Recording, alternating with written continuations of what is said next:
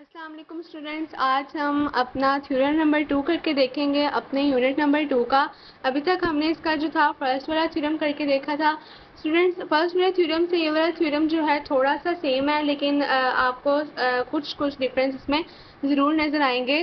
तो उसमें भी जैसे हमने किया कि अपनी स्टेटमेंट को सबसे पहले समझा था, तो स्टूडेंट आपने स्टेटमेंट को समझते हुए अपनी डायग्राम ड्रॉ करनी है। ठीक है जी, तो अपनी स्टेटमेंट को समझ लेते हैं। सबसे पहले any point equidistant from the end point of a line segment is on the right bisector of it.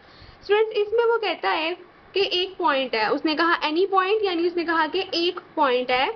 कहाँ पर है? Equi distance from the end point of a line segment. उसने कहा कि एक कोई पॉइंट है और एक लाइन सेगमेंट है, और उसने कहा कि वो लाइन सेगमेंट के जो एंड पॉइंट्स हैं और जो हमारा कोई भी पॉइंट है, वो दोनों तीनों जो हैं वो आपस में इक्वी डिस्टेंट हैं।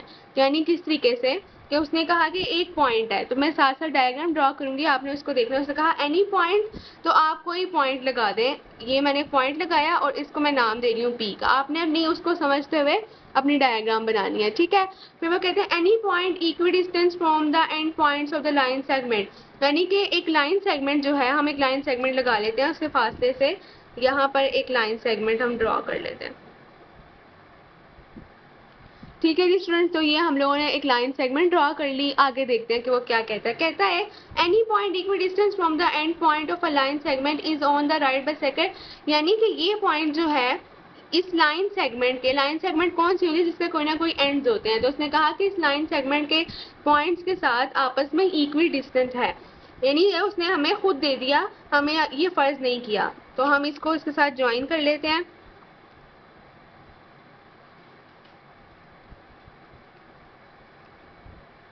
ठीक है, तो स्टूडेंट्स अब आप अपनी क्वेश्चन को देखें। उसने कहा कि any point equi distance from the end point, ये हमारा एनी पॉइंट कहला दिया हमने इसको।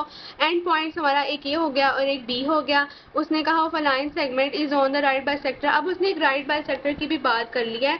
उसने कहा कि इनके दरम्यान में कोई ना कोई राइट बाइसेक्टर भी है। उसने हमसे सिर्फ इतना कहा और उसने ये हमें स्टेटमेंट जो थी वो उसने एंड कर दी।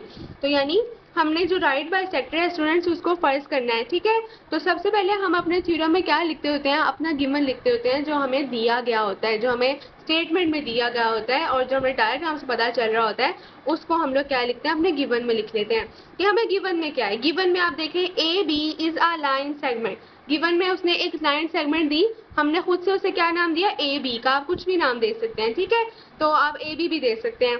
तो आप लिखेंगे A B is a line segment. ये गिवन में था। आप अगर अपने क्वेश्चन में देखें तो वहां पर लाइन सेगमेंट की बात हुई थी, उसके दो पॉइंट्स की बात भी हुई थी। तो यानी दो पॉइंट्स ए बी हैं और एक लाइन सेगमेंट है, तो हमने लिख दिया A B is a line segment. आगे उसने क्या बात की थी कि एनी पॉइंट, तो हमने क्या लिखा? पॉइंट पी, कि हमने उसे एक नाम दे दिया। आपने एनी पॉइंट की बात की तो हमने उसे पी का नाम दे दिया। ठीक है जी, एनी पॉइंट को हमने नाम दिया पॉइंट पी। हमने कहा जो पॉइंट पी है इज सच दैट, यानी वो किस तरीके से है कि P A and P B आपस में इक्वल डिस्टेंट है, तकरीबन इक्वल हैं। अगर आप अपनी स्टेटमेंट को पढ़ते हैं तो आपको वहां से पता चलेगा कि एनी पॉइंट इक्वी डिस्टेंस, उसने कहा कि ये दोनों जो हैं, यानी कि ये वाली लाइन है उसको हम इस तरह शो करेंगे, और जो ये वाली लाइन है ये दोनों आपस में इक्वल हैं। तो स्टूडेंट्स, ये बात जो हो गई हमारी हो गई गिवन में। अब आगे चलते हैं हम अपने गिवन के बाद की जो बात होती है वो होती है टू प्रूव, कि हमने प्रूव क्या करना है, हमारा हमने उन्हें बताना क्या है। स्टूडेंट्स, वो हमें कैसे पता चलेगा? आप देखें, the point P is on the right bisector of A B. मैंने आपको बताया कि आपकी जो स्टेटमेंट होती है स्टूडेंट्स, इसमें दो कंडीशंस होती हैं। एक आपको गिवन के बारे में कहा गया होता है। आप कोई भी मैथ का क्वेश्चन सॉल्व करते हैं उसमें आपको एक गिवन होता है और एक चीज़ आपने फाइंड करनी होती है। तो अगर आपको स्टेटमेंट अच्छी तरीके से अंडरस्टूड होगी तो आप पता चला सकते हैं कि कौन सी चीज़ गिवन है और कौन सी चीज़ प्रूव करनी है।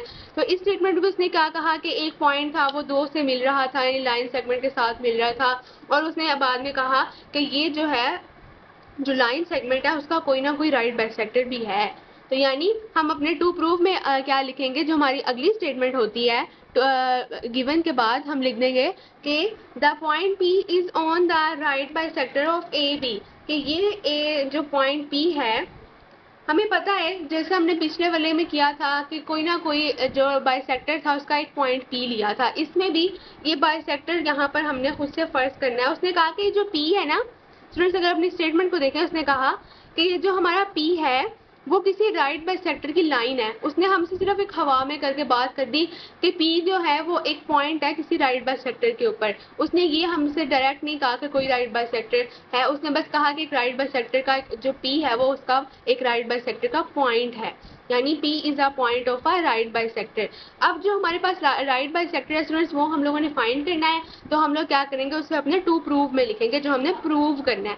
ठीक है जी, तो स्टूडेंट्स मैंने इसको लिख दिया अपने टू प्रूफ के अंदर। आगे चलते हैं, अगली चीज जो हमारी होती है थ्योरम्स के अंदर हमने करनी होती है कंस्ट्रक्शन। कंस्ट्रक्शन हम क्यों करते हैं, ताकि हम उन्हें अपना प्रूफ दे सकें। कंस्ट्रक्शन जो होती है स्टूडेंट्स का कभी भी स्ट्रेट लाइन में नहीं होती, हम उससे हमेशा डॉटेड लाइन से रिप्रेजेंट करते हैं क्योंकि वो हमने खुद से की होती है। तो कंस्ट्रक्शन के लिए हमेशा आप क्या कौन सी लाइन यूज करेंगे, डॉटेड लाइन यूज करेंगे। स्टूडेंट्स कंस्ट्रक्शन में अगर आप गिवन में देखें तो आपको पता चलेगा कि अपनी स्टेटमेंट के जरिए से कि एक तो बात हुई जी लाइन सेगमेंट की बात हुई, पॉइंट पी की बात हुई, लेकिन ऑन द राइट बाइसेक्टर जो है इसकी बात हमने कंस्ट्रक्शन में की है। तो हम लोग क्या करेंगे, अपनी एक लाइन कंस्ट्रक्ट करेंगे, अपना राइट बाइसेक्टर जो है उसे कंस्ट्रक्ट करेंगे। तो हम कैसे कंस्ट्रक्ट करते हैं स्टूडेंट्स, हम यहाँ से ऐसे करके इक्वी डिस्टेंस देख लेंगे और फिर उसका हाफ करके जी, तो ऐसे करके उसको ये हम ऐसे करके डॉटेड लाइन से अपना कंस्ट्रक्शन ड्रॉ कर लेंगे। तो ये हमारी कंस्ट्रक्शन हो गई स्टूडेंट्स। ठीक है जी, तो आगे अब चल लेते हैं अपनी कंस्ट्रक्शन में हमने क्या लिखा। कंस्ट्रक्शन में आप देखिए मैंने क्या लिखा, ये देखें, ज्वाइन P टू C, यानी ये P था, इसको एक पॉइंट पे मिला दो C पे। ठीक है, the mid point of a AB, उन्होंने कहा कि आपने खुद से हमने क्या फर्ज किया स्टूडेंट्स कि AB कोई पॉइंट था, सॉरी ए बी एक लाइन सेगमेंट थी, उसके ऊपर सी कोई भी पॉइंट था, हमने उस पॉइंट को बी के साथ जोड़ दिया, पी जो था हमारा जोड़ दिया। इस तरीके से स्टूडेंट्स हमारा जो लाइन सेगमेंट था वो वजूद में आ गया, वो बन गया। तो कंस्ट्रक्शन के लिए आपने याद रखना है कि अपनी डॉटेड लाइन यूज करनी है। ठीक है, अब आगे चलते हैं अपने इसके प्रूफ की तरफ। ठीक है जी स्टूडेंट्स, अब ये हमारा होता है प्रूफ, जिसके अंदर हम लोगों ने प्रूफ करके दिखाना होता है। हम कुछ ना कुछ स्टेटमेंट लिखते हैं और उस स्टेटमेंट की रीजंस देते हैं। रीजंस असल में हमारा प्रूफ ही होता है। ठीक है, तो सबसे पहले स्टेटमेंट जो मैंने आपको पहले थ्योरम में भी बताया कि आप क्या लिखते होते हैं कि आप किन ट्राइंगल्स या किन एंगल्स या किन लाइन सेगमेंट्स में रहकर बात करेंगे, किन में रहकर बात करेंगे। आपने सबसे पहले वो लिखना होता है कि मैं इस लिमिट में रहूंगा, इससे बाहर कोई बात नहीं करूंगा। तो उससे पहले आपने सबसे पहले एक लाइन लिखनी होती है कि मैं इस लिमिट में रहूंगा। यानी अगर आप अपने डायग्राम को देखें, अगर आप हम बुक पे भी आ सकते हैं अपने डायग्राम के लिए, तो ये देखें, अगर मैं आपको दिखाऊं जी स्टूडेंट्स, तो ये हमारी है डायग्राम। तो स्टूडेंट्स यहाँ से हम कैसे देखेंगे कि हम किस में रहकर बात कर रहे हैं। स्टूडेंट्स सबसे पहले आप ऐसे आएंगे ACP, ये स्टूडेंट्स हमारी एक ट्राइंगल हो गई। दूसरी ट्राइंगल देखें तो BCP, तो और कुछ हमें नजर नहीं आ रहा, ना हमें कोई रेक्टेंगल नजर आ रहा है, ना हमें कोई सर्कल नजर आ रहा है। तो हम इन दो ट्राइंगल्स में रहकर बात करेंगे। ये जो दरमियान में लाइन है जो हमने खुद से ड्रॉ की, वो बाइसेक्टर है। बाइसेक्टर यानी टू में डिवाइड करना, बाइसेक्ट करना। सेक्शन से हमारा सेक्ट निकला है और बाय का मतलब होता है टू में डिवाइड करना, तो बाइसेक्ट करना, बाइसेक्टर, लाइन बाइसेक्टर, बाइसेक्ट करना उस मायने में आता है। ठीक है स्टूडेंट्स, तो आपने यहाँ से देखना है कि हम किस में रहकर बात करेंगे, ACP एंड BCP के दरमियान में रहकर बात करेंगे। तो स्टूडेंट्स हमने यहाँ पर लिख दिया कि हम इन ACP और हमारे ये लिमिट के लिए साइन डलता है एंड ट्राइंगल BCP, छोटे छोटे हम लोगों ने ट्राइंगल डालने हैं। ठीक है जी, आगे चलते हैं कि अगली स्टेटमेंट हम लोग क्या लिखने लगे हैं। अगली स्टेटमेंट स्टूडेंट्स जो आपने हर न्यूमेरिकल में लिखनी है, वो अपना गिवन जो है वो सबसे पहले लिखना है कि हमें गिवन क्या है, फिर अपनी कॉमन लिखना है और फिर कंस्ट्रक्शन लिखनी है। ये तीन चीजें आपने जरूर याद रखनी है कि ये हर में आएंगी। ठीक है, तो सबसे पहले हम देखते हैं हमारा गिवन क्या था। स्टूडेंट्स अगर हम अपने गिवन की तरफ चले, मैं अगर आपको बुक से भी दिखा दूं स्टूडेंट्स, ये हमारा गिवन था। तो आपने यहाँ पर गिवन में देखा कि PA PB के क्या था स्टूडेंट, इक्वल था, तकरीबन इक्वल, पार्शियली इक्वल भी आप इसे कह सकते हैं, उसको शो करता है। तो ये हमारा गिवन में हमें दे दिया गया था, यानी कि इसमें हमें लिखा कि PA जो है वो PB के तकरीबन आपस में इक्वल है। तो हमने आगे लिख दिया रीजन क्या है कि ऐसा क्यों है, हमने लिख दिया कि ये तो हमें गिवन में दिया गया था। ठीक है स्टूडेंट्स, अब नेक्स्ट की तरफ चलते हैं। आगे हम लोगों ने उसकी बात की, जैसे स्टूडेंट्स हमने पिछले में भी न्यूमेरिकल में बात की थी कॉमन की। जो चीज कॉमन होती है, कॉमन चीज स्टूडेंट हमेशा हमारा राइट बाइसेक्टर ही कॉमन होता है। अगर आप देखें दो ट्राइंगल्स के अंदर, ये देखें, अगर मैं आपको बुक से दिखाऊं तो हमारा दो ट्राइंगल्स यहाँ से PCA अगर ये देखें तो PC वाली जो लाइन है स्टूडेंट्स ये इसमें भी है और ये इस ट्राइंगल को भी बना रही है। अगर हम इसको छोड़ दें तो यहाँ से हमारे पास देखें 1 2 3 इस तरीके से आ जाएंगी लाइंस। अगर इसको छोड़ दें तो स्टूडेंट्स यहाँ से 1 2 3 इस तरीके से आ जाएगी। तो यानी हमारे दो ट्राइंगल में कौन सी चीज़ कॉमन थी, कौन सी साइड कॉमन थी स्टूडेंट्स, PC साइड कॉमन थी। तो हमने यहाँ पर स्टूडेंट्स लिख दिया PC is equals to PC। तो यहाँ से हमारे पास रीजन क्या आ गया कि हमने क्यों कहा, हमने कहा कि ये जो चीज़ थी ये दोनों में कॉमन थी तो दोनों इक्वल ही होंगे अगर कॉमन है तो, ठीक है। आगे चलते हैं। अब हम अगली बात जो करेंगे वो भी साइड की बात ही करेंगे। स्टूडेंट्स आप देख सकते हैं कि जब हमने गिवन में बात की थी हमने कुछ ना कुछ एंगल लिखा था। तो स्टूडेंट्स यहाँ पर हमारी जो कंस्ट्रक्शन थी, जब हमारी कंस्ट्रक्शन में राइट बाइसेक्टर हो तो हम उसके एंगल को सपोज नहीं करते। इसी तरह मैं अगर आपको न्यूमेरिकल ये वाला थ्योरम किया था तो स्टूडेंट्स ये वाली जो लाइन थी हमारी कंस्ट्रक्शन में तो नहीं थी, इसलिए हमने उसके 90 डिग्री को सपोज किया था, एंगल को सपोज किया था, ठीक है। तो यहाँ पर हम सिर्फ साइड्स को सपोज करेंगे, क्यों, क्योंकि ये हमारी कंस्ट्रक्शन में, आपने बात इसको याद रख लेना है, ठीक है जी। तो हम यहाँ पर लिख लेते हैं कि हमारे कंस्ट्रक्शन में क्या था, AC और BC को कंस्ट्रक्शन में हम लोगों ने स्टूडेंट्स डिवाइड किया था। हमने तीन साइड्स की बात की, एक हमने साइड PC की बात की, अब हम लोग AC की बात करने वाले हैं, फिर हम BC की बात करेंगे। यानी आप देखें ये लाइन जो है ये इन दोनों को तकरीबन डिवाइड करती है, यानी AC एंड PC दो CB दो लाइंस बन जाती हैं। स्टूडेंट्स आपको पता है कि AB एक लाइन है तो AC एंड BC दो लाइंस बन जाएंगी। तो इस तरह से हम कहते हैं कि AC एंड BC आपस में बिल्कुल यहाँ पे तकरीबन इक्वल हैं। तो हमने कहा कि हमें ये कंस्ट्रक्शन से पता चला था, ये हमने कंस्ट्रक्ट किया था। वैसे तो आपको पता है कि AB लाइन एक ही थी, जब हमने कंस्ट्रक्शन वाली लाइन लगाई तो वो लाइंस दो आपस में डिवाइड हो गई, ठीक है।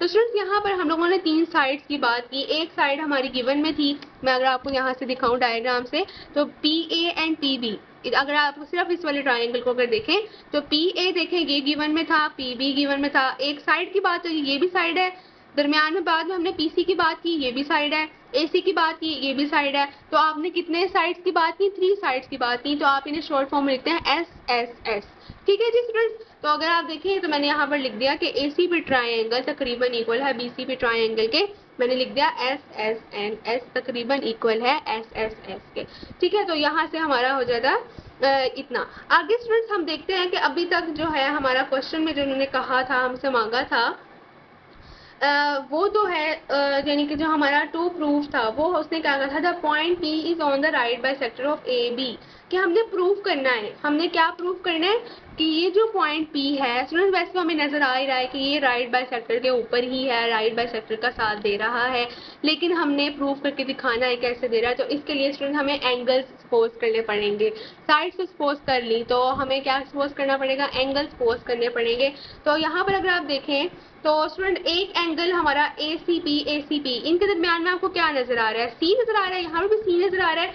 तो आप अगर अपने यहाँ पर देखें, ये देखें ACP एंड BCP, तो स्टूडेंट्स आपको यहाँ पर 90 का, यहाँ पर भी 90 का एंगल एंड यहाँ पर भी 90 का एंगल नजर आएगा, ठीक है जी। तो C से सेंटर में है, तो हमने कहा एक ये एंगल है, यानी कि इस तरीके से ये एंगल है और इस तरीके से ये एंगल है, उनको हम रिप्रेजेंट करते हैं इस तरीके से, ठीक है। तो मैंने लिखा कि ACP तकरीबन इक्वल है BCP के, इसको मैंने इक्वेशन 1 का नाम दे दिया। आगे मैंने क्या लिखा, corresponding angles of a congruent triangle, corresponding angles. अब स्टूडेंट्स कंग्रुएंट ट्रायंगल से क्या मुराद है, कंग्रुएंट ट्रायंगल ऐसे ट्रायंगल होते हैं जिनकी सब साइड्स इक्वल होती हैं। तो हमने कहा कि ये एंगल्स जो हैं यानी कोरिस्पॉन्डिंग एंगल्स जो हैं वो एक कंग्रुएंट ट्रायंगल के हैं। यानी आपको पता है कि जो दो ट्रायंगल्स होती हैं उनकी साइड सब इक्वल होती हैं, तो स्टूडेंट्स ऑब्वियसली ऐसा ही होगा कि उनकी जो हमारे एंगल्स हैं वो भी आपस में बिल्कुल इक्वल आएंगे, ठीक है। तो हमने लिख दिया congruent angles, corresponding angles, corresponding आमने सामने वाले, ठीक है, of a congruent triangle, same triangle जिनकी सब साइड इक्वल होती हैं, कंग्रुएंट ट्रायंगल उसे कहते हैं, ठीक है। अब अपना नेक्स्ट वाला देख लेते हैं। आगे क्या है कि बट हमने यहाँ पर कहा कि जब हम ACP एंड BCP को प्लस करें तो वो 180 बनता है।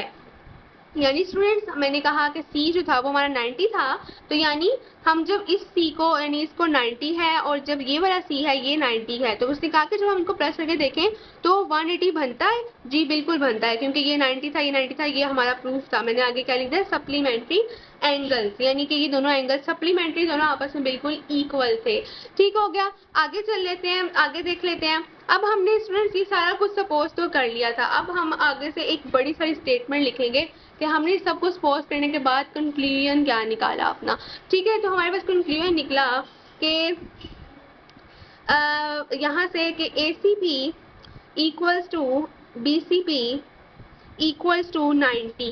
क्या स्टूडेंट्स, कि अगर ये 90 का है और ये भी 90 का है, ठीक है, तो मैंने क्या कहा कि major angle ACP major angle BCP equal आ चुके हैं 90 के।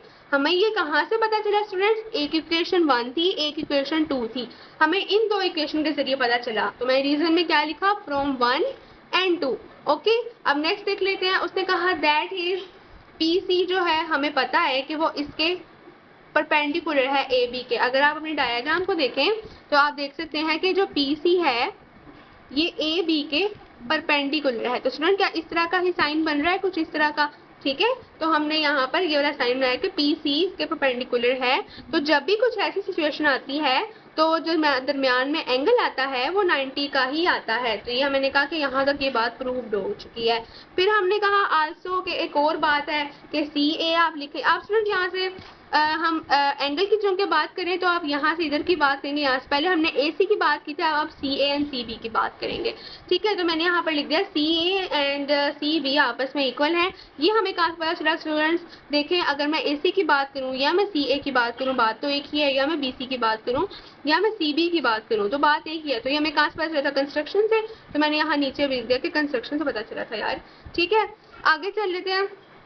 अगली बात हमने एक और चीज यहाँ पर कहना है कि हेंस आगे PC is a right bisector of AB, the point P is on the. अब उसने कहा कि जो PC है, अब प्रूफ हो चुका स्टूडेंट्स, हमें साबित हो चुका कि PC क्या है, PC क्या है, AB का राइट बाइसेक्टर है। तो स्टूडेंट्स मैंने आपको बताया कि जब भी राइट बाइसेक्टर की बात हो रही है तो आपने ये बात याद रखनी है कि राइट बाइसेक्टर और लाइन सेगमेंट के, राइट बाइसेक्टर और लाइन सेगमेंट के दरमियान में जो एंगल होता है स्टूडेंट्स वो होता है 90 डिग्री का। तो हमने यहाँ लिख दिया कि the point P is on the right bisector of AB, कि ये भी प्रूव हो चुका है कि पॉइंट P जो है वो राइट बाइसेक्टर के ऊपर ही है। स्टूडेंट वैसे तो हमें नजर आता है सब कुछ कि P के ऊपर ही है, लेकिन हमने इन्हें प्रूव करके दिखाना होता है। कुछ स्टेटमेंट्स होती हैं जो हमें समझ नहीं होती हैं।